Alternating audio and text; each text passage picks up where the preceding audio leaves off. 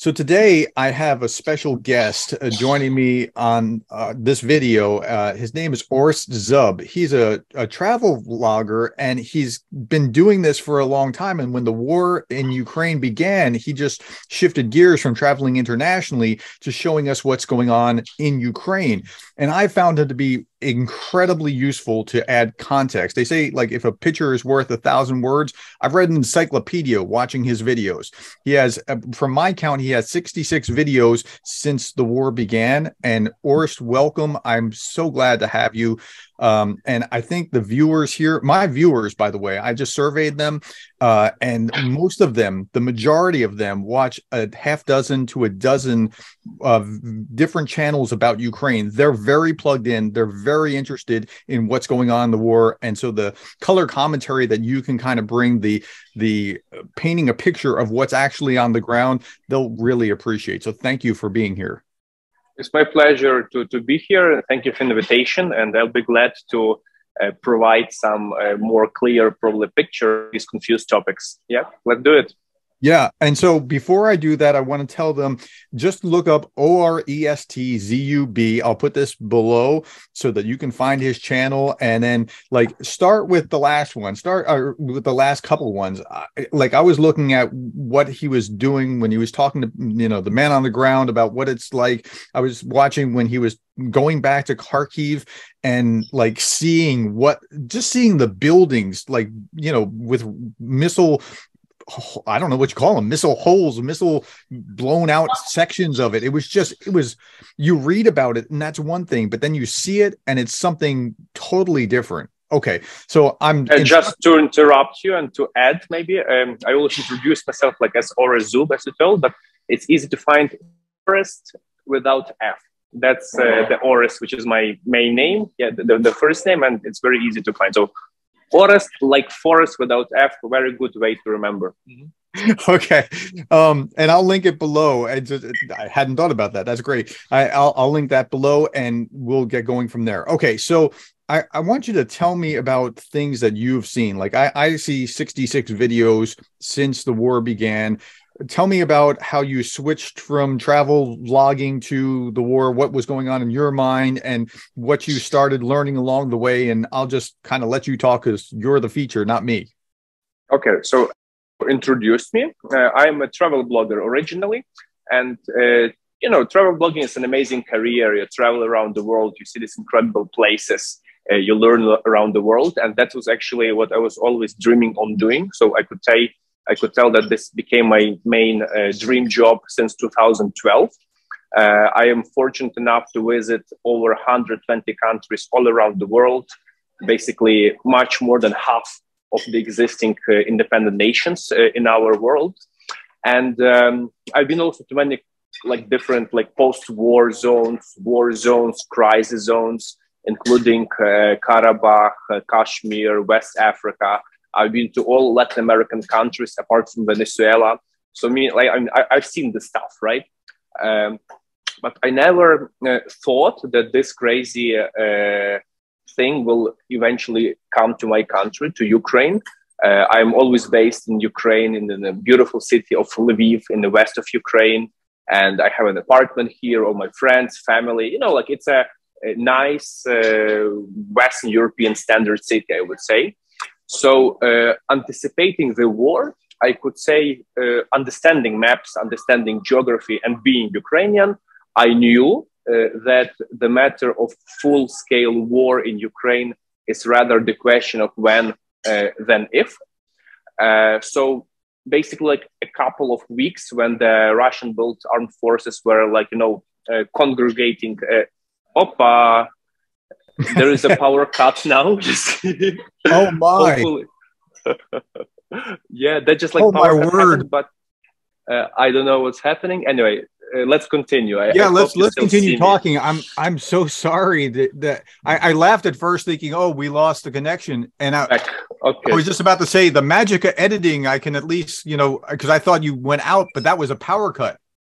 Yeah, that was a power cut, and it looks like in the area where I'm staying, the central electricity supply have been cut off.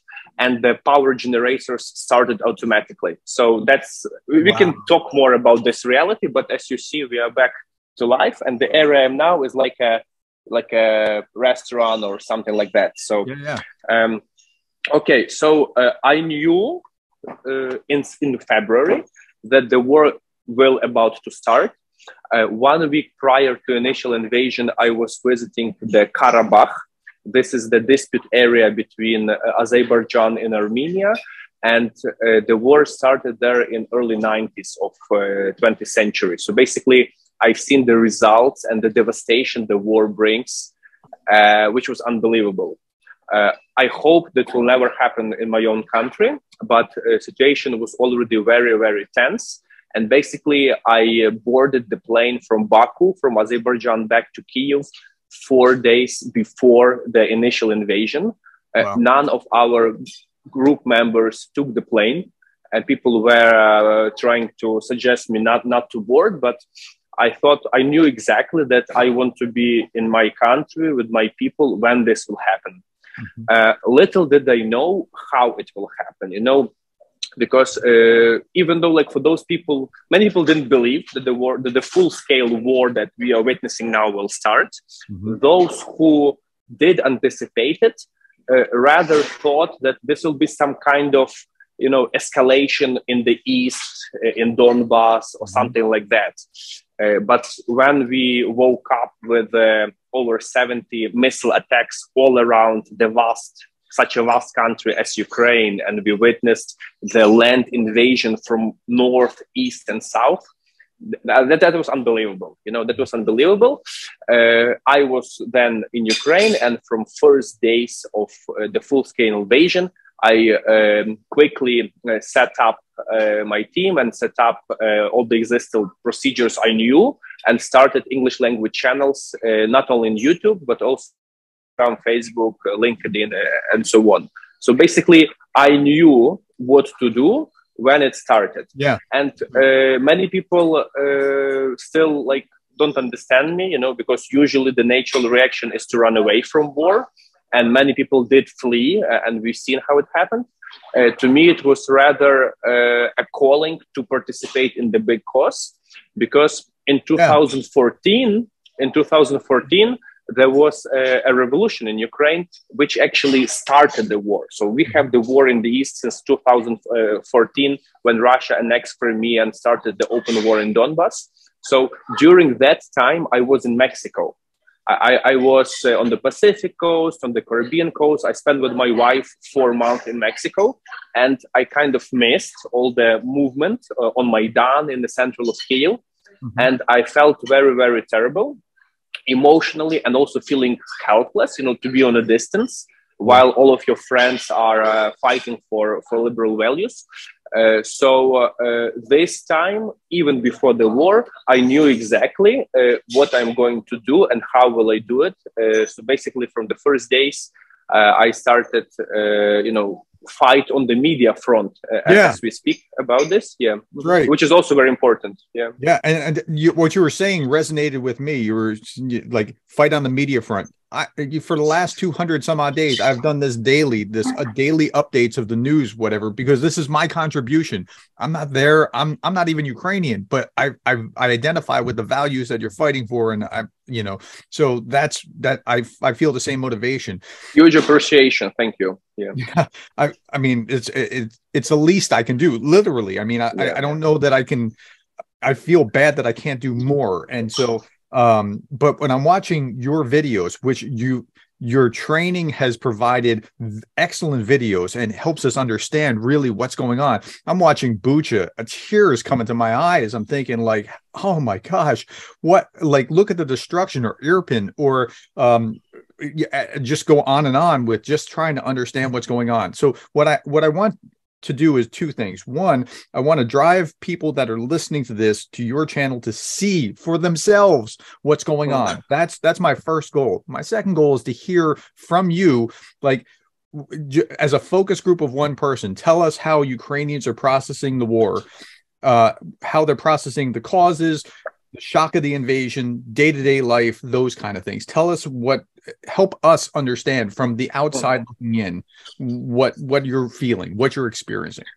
Okay, so before I will add some logistical part. Yeah, so basically, my idea of video and photo material and text is to go on the place, to see this with my own eyes, to speak with the people, and to tell exactly what I have seen. Yeah, so I'm not trying to fight with the other media channels that are rather theoretical people about this.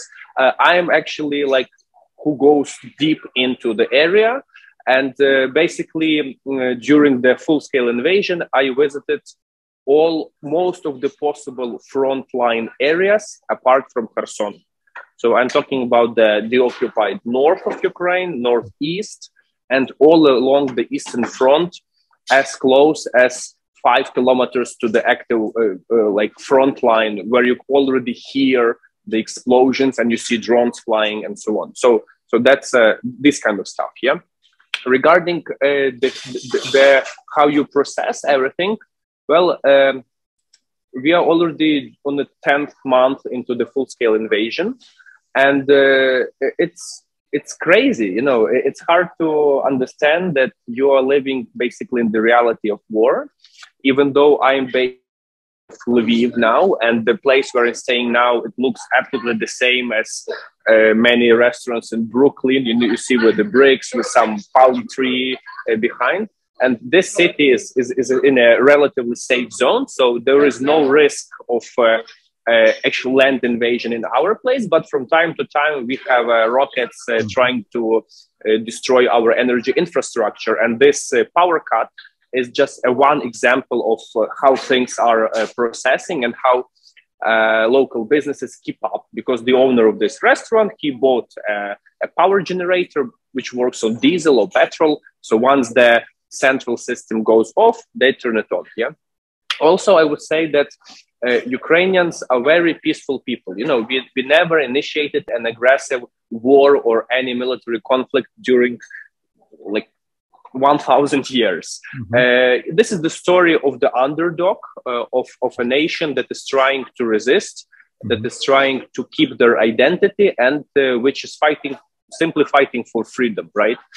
That's why the entire Western world is so inspired by Ukrainians, the way how we resisted. So we were like forced to take arms into our hands, because there is no other way you can stop the Russian advancement. And just to give you an example, how not violent Ukrainians are. First of all, this is the country of farmers. This is the nation of farmers for the last 1,000 years. You know, we cultivate the land. It's a bread basket of the entire Europe. 1/3 of grain, which exports around the world, comes from Ukraine, and so on. So we were never like the conquerors. We were always like trying to save ourselves. However, in 2000, and the first revolution, which happened in Ukraine, like Ukraine became independent in 1991 without a single shot, as opposed to some revolutions in the Eastern camp that were happening. Yeah. In 2004, there was a first revolution. We call it Orange Revolution, when the votings on the elections were violated by the pro-Russian candidate. Ukrainians organized the revolution. I was 16 years old. I participated there. And without a single casualty, without a single shot, we won by re-election again, yes, after the initial violation, and the pro-Western candidate won. Then in late 2014, when another pro-Russian president, who actually violated the votes 9 years prior to that, when he resigned from signing the association agreement with the European Union, students came on the main square of Kyiv. They were beaten. Then more people came. Their parents came. It was a peaceful demonstration until special forces started shooting people right in the middle of the square, which was unseen. It was unprecedented, and nobody could ever imagine in our life that police can start shooting people. So just to give you a comparison, when there are some trade unions protests in Paris, in France, and they start flipping cars, this is already too wild for us. Like that never happened like this before, right? So then when, people start dying on the streets, there were like around 200 people killed during 2 days. People went and again, pro-Western government came in. And during this vacuum of power, Russia invaded Crimea and Donbass. So we are forced to be in the, to protect ourselves. And this is the way how the nation is becoming stronger. The views are being polarized, and the entire nation is reinventing itself. So that's what I'm seeing right now. And because like the war in Ukraine now is one of those rare examples where you can clearly divide between black and white. It's not some, confused internal conflict. It's like the clear situation when one country, which is considerably bigger, stronger, with nuclear weapon, simply invading another recognized independent state. So this is obviously unacceptable. And that's why the entire world is so passionate about Ukraine. That's why Ukraine is receiving unprecedented humanitarian and military support with such a unanimous vote from Western allies. These things, what we are witnessing, actually are very, very unique for the history of civilization. And I'm sure that in some time, hopefully the soon the better, we will eventually win, and Ukraine will become the integrated part of the Western liberal world. So today I looked at a study that I was talking about in 2014. I think it was 2014. It was either 2014 or 2004, just before whatever Russian intervention. 80% of Ukrainians had a positive view of Russia, and now it's down to 2%. So Ukraine has united itself within, because there was also, a difference and political differences. The East would vote one way and the West would vote a different way, but that has largely evaporated, where there's generational hatred, if I'm understanding it, toward Russia at this point. Like there's just Russia that, I can't imagine the animosity. The closest things that's what happens. That's what happens when your neighbor comes and grabs your kitchen, and you cannot tolerate this, obviously. Yeah. So tell me about how the average Ukrainian now thinks, how they think, not just about Russia, but about day-to-day life, about just driving on in spite of whatever's going on, that kind of thing. So I would say, well, because in such a complex situation, it's hard to take the very, very average, right? So there are people who fled the country because the place where they are used to live are simply unbearable. Yeah, and I'm talking about destroyed houses, ruined infrastructure, or simply occupied areas by Russian forces. Yeah, so now approximately 8 million Ukrainians fled the country. Which is the largest humanitarian crisis since World War II in the world. Never ever such a big group of people with such a short amount of time simply migrated.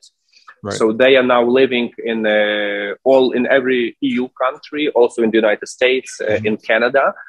Some of them are simply building up new life. Some of them, and most of them, are waiting until it will be safe or economically sustainable come back to their own country. Yes. In general, obviously, everybody is super, super supportive for Ukrainian army. And this is a very unique situation also, I would say, because when I speak to my, global friends all around the world, many of them think like, okay, I am doing my job, I pay taxes, with the army, and that's it. In Ukraine, we see the situation when the army is kind of merging with the volunteers and with the civilian life, because every single family has somebody who is now somehow related to the army, or is in the military, or is being mobilized, and so on. And just give you a typical situation. There is a village with 2,000 people somewhere in the rural area of Ukraine, and the son of a local farmer is mobilized. Then the village gathers, donate money, and they equip him. And then he goes to the army. Yeah, because like the Western aid programs, they provide tanks and some heavy weapon, but this like minor stuff that you can get fast and make sure he'll become comfortable, safe, is usually done by people. You know, now I am just taking a break from the event, which is organized in order to buy a military drone. So basically, there is an event, you know, there's a panel discussion with some volunteers, some military people, and so on. And local kids, they took different art pieces or that they made. You know, we can take, let's say, a shell from a missile, and they make like a paint it nicely and make like a candle, you know. And then this candle, this artwork will be sold for like $700, $800, $1,000. And there are like 30 of them on the auction actually happening right now. And in the end, like in 2 hours, we will have with this event collect enough money to buy a drone. So these was the event happening. This was the event from the panel discussion you were speaking on earlier. Is that no? It was different. Like this is happening every day. Get around. Yeah. This is happening every day. You know, like today I was on the concert of a rock band where the guitar and the lead person who is singing and playing the guitar, he is a paramedic. So he has his 10 days vacation from the front line. He came, he gathered his group. They make an impressive party. Everybody got wasted. And all the tickets that have been sold go to his military unit, you know. Yeah. So these kind of things. So everybody who stays in Ukraine, and even like this huge Ukrainian diaspora abroad, is very, very closely committed to victory in this war. And it's like really integrated into all these global movements. So I would say Ukrainians are inspired. Ukrainians are very dedicated. Because we understand that this is the question of life or death. Yeah. Obviously, everybody rather would live peacefully and, you know, cultivate your family, doing business and so on. But because of this historical circumstances, we are put in the position to resist and to do these things. And, you know, that's in a few years, we will remember this as a crazy time, but this is the right thing to do right now. So how do people deal with the ongoing uncertainty? Like if they live in let's say in Kyiv, right? There's missile strikes daily. How do they just go about their daily business knowing that at any time a missile or a drone could come in? And is it fear? Is it just, well, if it happens, it happens? I mean, what's the mentality? People plan one day ahead. So basically, it's very hard to plan over than a week in advance. For example, the event you've seen that I was talking to, which was held in Poland, until like 3 days before the event, even though I was part of the organizing committee, I didn't know will I be able to go there or not. Another example, now I am like doing the medical checkup, which I do annually. And, you know, like we have very sophisticated IT systems with the public governance and so on. So basically I had in my app the scheduled appointments with different doctors, you know, and one of them was for 9:40 in the morning yesterday. However, at 9:15, the airstrike alarm started because yesterday Ukraine experienced one of the largest, again, missile attacks all around the country. 70 different missiles landed all across central and eastern Ukraine. Like none of them reached the west.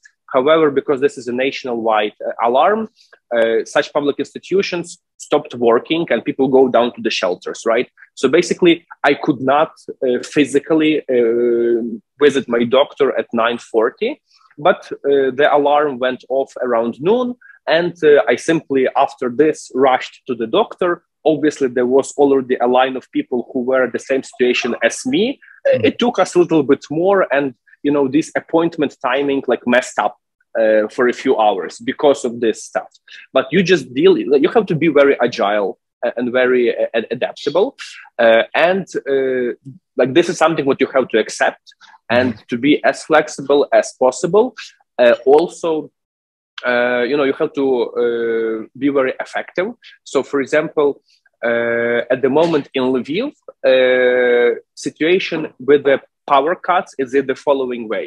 Like the different parts of the cities are divided into groups, let's say 3 groups. Each group has their own schedule of turning on and turning off electricity. And this is changing every 8 hours. So like 8 hour you have, then in 8 hour you don't have, and it's like rotates. Yeah, so I've seen a grid. There is a grid. Yeah, there is a grid. You can see like, okay, what am I going to do? This, and then you plan in according to this. Well, that's how you deal. That's amazing. Tell me what you want outsiders to know. Like most of the people watching this are either American, Western European, or some kind of Westerner in that sense. I mean, they might be Australian or South Korea or some, but that's who you're speaking to. What do you want us to know about what's going on there? First of all, I would like to encourage everybody to remember that the war is still happening, and there is a risk of even further escalation in comparison to what we have now. I know it sounds very crazy, that it's unbelievable that you can have rockets and every day people die and so on, but unfortunately it can go even worse. Remember that Ukrainians are fighting not only for themselves, but we are actually effectively serving as the shield for the entire free world. Right. Our resistance and our example probably initiate some kind of feelings and appreciation about different things that you probably thought are for granted in your life. And in truth, until like February this year, I thought that also like, public transport, flights, electricity is like normal thing that we should have in the 21st century. But as it appears, it can be very quickly switched off. And people, let's say, that became victims of hurricanes that happened recently in the western coast of Florida can kind of associate with this. But here we are dealing with the intentional aggression.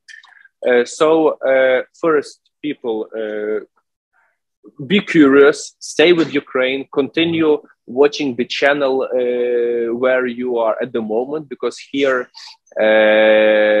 you provide daily updates from Ukraine. Secondly, don't maybe sacrifice your life, but at least try to find a project or a course which align with your values and maybe with your profession and position in life that you can support.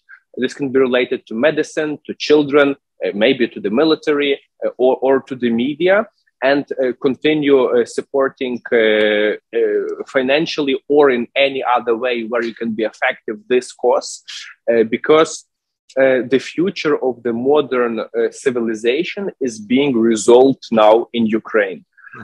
Other dictators around the world, they are closely watching how the world is reacting to these events here in Ukraine. And if they will have a slight chance to exercise their greed, they will use it. Yeah. So this is a big for entire civilization. Are we going to continue developing and prospering, or it will go down the spiral? So that's like super important, not only for one country, not even for the region of Europe, but for the entire world and liberty, I would say. All right. My last question was how they could help.